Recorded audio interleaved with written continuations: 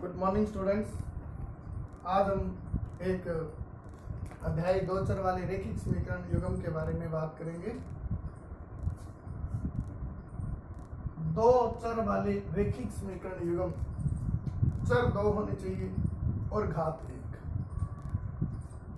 मानक रूप अगर हम देखते हैं 2 चर वाले रैखिक समीकरण का, तो वो होगा ax प्लस में by प्लस में c इज इक्वल टू 0, या इसको कई बार हम आमतौर पर यूं भी लिख देते हैं ax प्लस में by इक्वल टू c। जब हम लगभग हल करते हैं प्रश्नों को तो इसी रूप में इनको लिखा जाता है।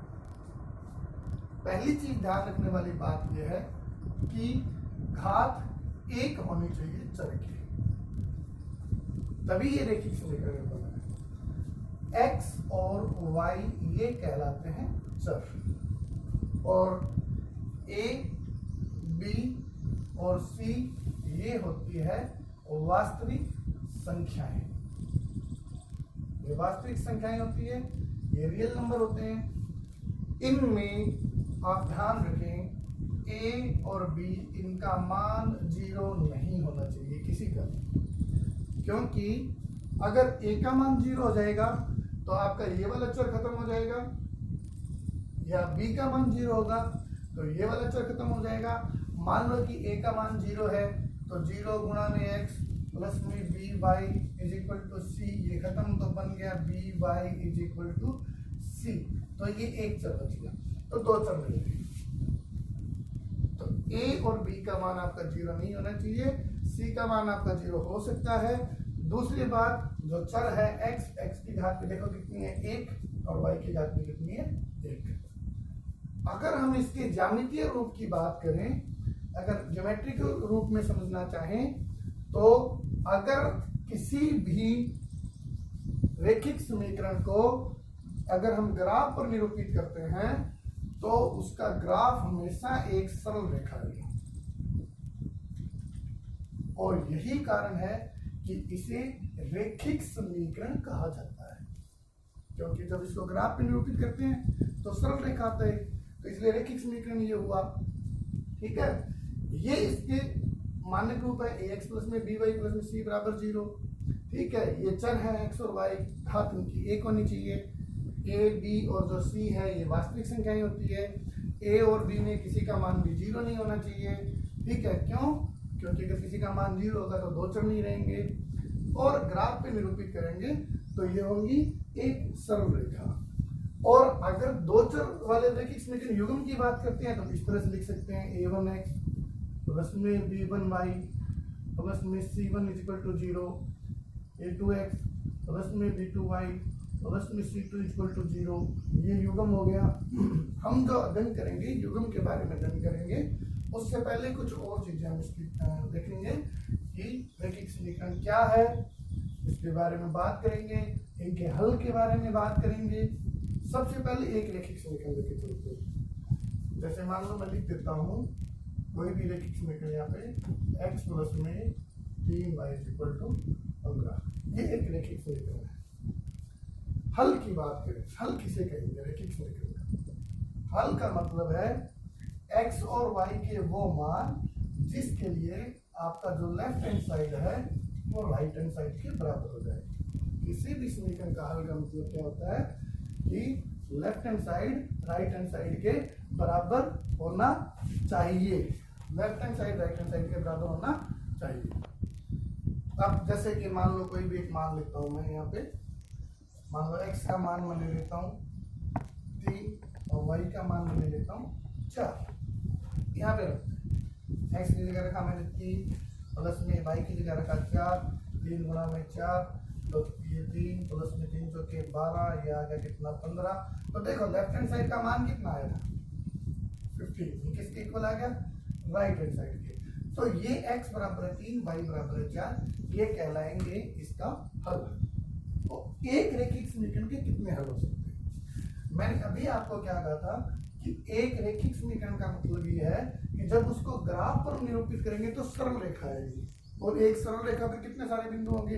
अनगिनत। वो सब अनगिनत बिंदु उस सरल रेखा पे अगर स्थित है तो वो उसी समीकरण को भी संतुष्ट करेंगे। हमने पहले भी कक्षा 9 में पढ़ा हुआ है कि एक सरल रैखिक समीकरण के अनगिनत हल हो सकते हैं। मैं थोड़ा सा आपको रिवाइज करा दूं कि हल कैसे निकालते हैं, क्योंकि वो अभी हमें जरूरत भी पड़ेगी जब हम आलेखी विधि से हल करेंगे। तो देखो, किसी भी समीकरण का कैसे हल निकालेंगे, x प्लस में 3y इक्वल टू 15, ये समीकरण हम 1 नंबर लेके चलते हैं। हल निकालने के लिए क्या करेंगे, एक छोटी सी चीज का ध्यान रखेंगे कि किसी भी एक चर को हम जो इक्वल का निशान है उसके इधर रखेंगे, बाकी सब चीजें उधर ले लेंगे। जैसे अकेला x है, ध्यान रख लिया, ये जो 3y वाला पद है बराबर के निशान से उधर लेके जाएंगे, बन गया माइनस के 3y, प्लस की संख्या उधर जाके माइनस हो जाएगी। अब जो चर हम दूसरे साइड लेके गए हैं उनके मान हम अपनी मर्जी से मानते रहेंगे। जैसे मान लो मैंने लिखा, माना y बराबर है 0, ध्यान रखिए x बराबर है 15 माइनस में 3 गुणा में 0, तो 15 माइनस में 0 मान कितना आ गया 15। माना y बराबर है 1, तो x बराबर है 15 माइनस में 3 गुणा में 1, 15 माइनस में 3 12। माना y बराबर है 2, तो x बराबर 15 माइनस में 3 गुणा में 2, 15 माइनस में 6 माना गया 9। एक सारणी हम इस तरह से बना सकते हैं, ये x, ये y, और यहाँ पे मान y का मान हमने रखा था 0, x का मान आ गया था 15, y का मान हमने रखा था 1, x का मान आ गया 12, y का मान हमने रखा था 2, x का मान आ गया 9। और इस तरह से हम बहुत सारे मान आगे निकाल भी सकते हैं। y के मान हम मानते रहेंगे, y बराबर 3, 4 कुछ भी माने, माइनस में मान सकते हैं, और जो हमारे परिमेय संख्याएं हैं वो भी हम मान सकते हैं, और अलग अलग हमारे मान आते रहेंगे। जो सब मान होंगे सभी के सभी इस समीकरण का हल है। तो एक रैखिक समीकरण के अनगिनत हल हो सकते हैं, ये चीज है। अब हम एक युग्म के बारे में बात करते हैं। जैसे रैखिक समीकरण युग्म लिखते हैं, a1x प्लस में b1y प्लस में c1 is equal to 0, a2x plus में b2y प्लस में c2 इज इक्वल टू 0। ये मान लो कि हमारी समीकरण नंबर 1 है, ये हमारी समीकरण नंबर है 2। अब हम इसके हल के बारे में बात करते हैं। हल निकालने से पहले ये देखते हैं कि हलों के कितने प्रकार हो सकते हैं। देखो, हमने अभी पढ़ा था कि एक रैखिक समीकरण से अगर ग्राफ पर अगर उसको प्लॉट करेंगे, ग्राफ पर निरूपित करेंगे, तो एक सरल रेखा आएगी। तो दूसरी समीकरण की भी दूसरी सरल रेखा आनी चाहिए। हम जानते हैं दो सरल रेखाओं की क्या क्या प्रकृति हो सकती है। या तो वो दोनों कहीं ना कहीं आपस में प्रतिच्छेद करेंगी, या वो समांतर होंगी, कहीं भी प्रतिच्छेद नहीं करेंगी। ये दो कंडीशन रहती है। तीसरी कंडीशन क्या हो सकती है, ज्यादा से ज्यादा, कि अगर हम उनको ग्राफ पर प्लॉट करें तो दोनों संपाती रेखाएं हो सकती है, इससे ज्यादा कुछ नहीं होगा। तो ये 3 कंडीशन बनती है, या तो प्रतिच्छेदी रेखाएं, या समांतर रेखाएं, या संपाती रेखाएं। और तीनों ही प्रकार इसके हलों के भी हो सकते हैं। पहले बात करते हैं प्रतिच्छेदी रेखाएं। ये प्रतिच्छेदी रेखाएं हैं।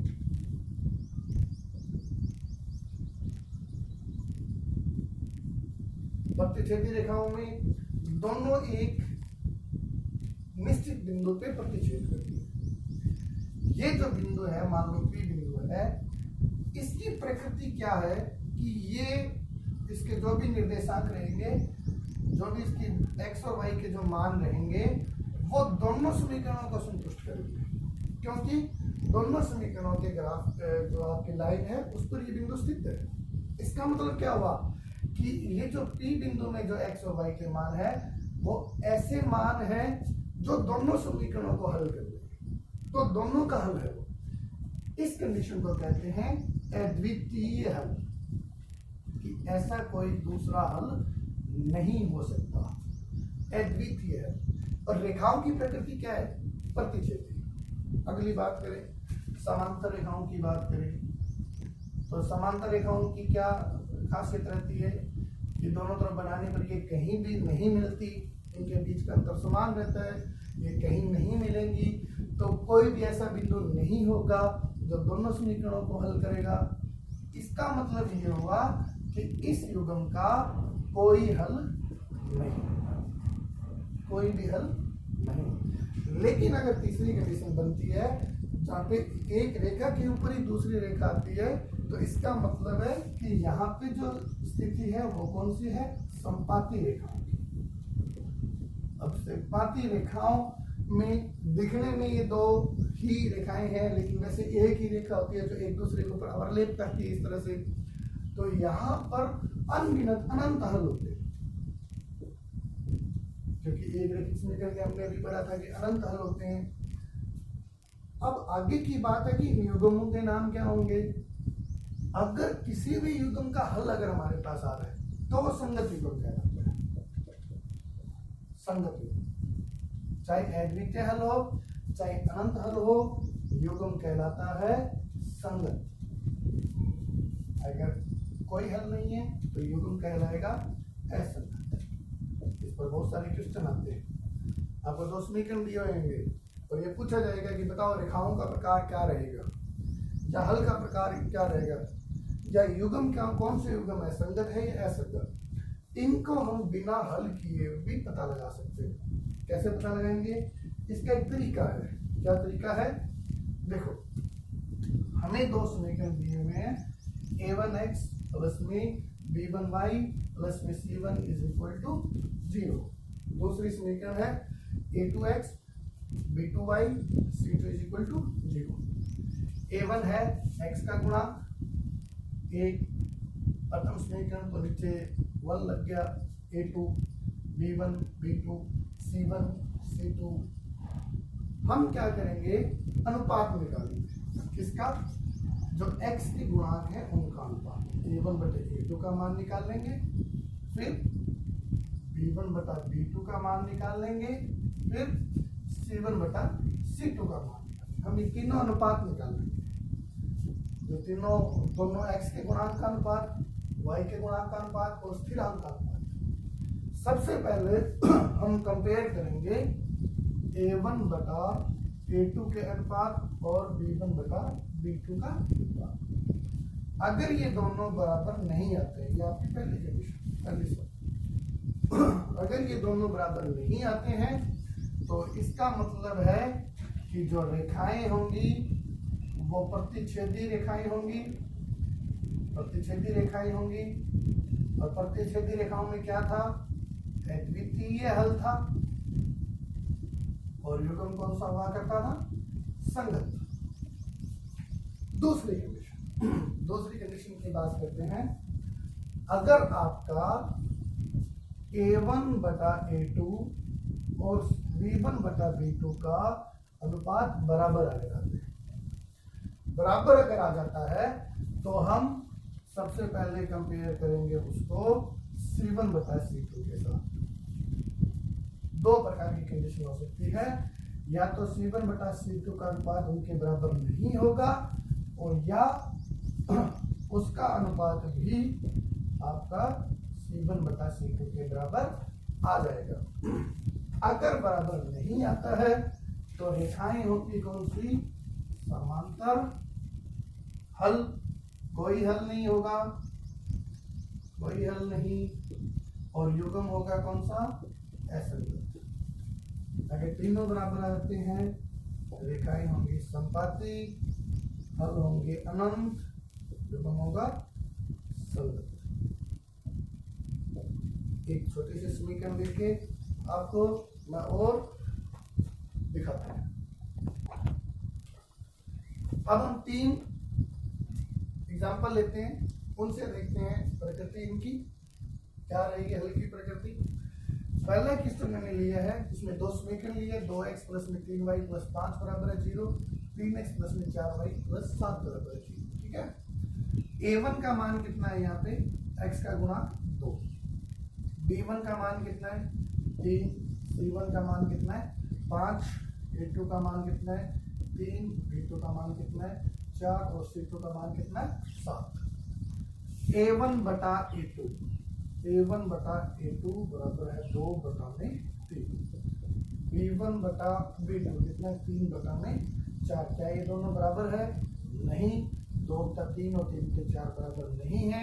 इसका मतलब A1 बटा A2 B1 बटा B2 के बराबर नहीं है। तो रेखाएं होंगी प्रतिच्छेदी, हल होगा अद्वितीय और युग्म होगा संगत। अगला A1 का मान कितना है 5, A2 का मान कितना है 10, 1 बटा में 2। B1 का मान कितना है 2, B2 का मान कितना है 4, 1 बटा में 2। C1 का मान कितना है -9, C2 का मान कितना है -12, 3 बटा में 4। A1 बटा A2 और B1 बटा B2 1 का 2 बराबर है, लेकिन C1 बटा C2 के बराबर नहीं है। तो रेखाएं होंगी समांतर, हल कोई भी नहीं और युग्म ऐसे। A1 बटा A2 का मान कितना होगा यहाँ पर 1 बटा में 3। B1 बटा B2 का मान 2 का 6, इसका मतलब कितना 1 बटा में 3। और C1 बटा C2 का मान कितना है 5 बटा में 15, 1 बटा में 3, तीनों ही बराबर। तो A1 बटा A2 बराबर है B1 बटा B2 बराबर है C1 बटा C2। तो रेखाएं होंगी संपाती, हल होंगी अनंत और युग्म होगा संगत। इस लेक्चर में हमने पढ़ा रैखिक समीकरण के बारे में, हल के बारे में। घात 1 होनी चाहिए, उसके बाद अगर युग्म है तो उसमें हल की प्रकृति क्या होगी और हम किस तरह से जांचेंगे भी रेखाओं का नेचर क्या रहेगा, हल की नेचर क्या रहेगा और युग्म कैसा रहेगा। अगले वीडियो में हम पढ़ेंगे कि हम इन समीकरणों को आलेखीय विधि से कैसे हल कर सकते हैं।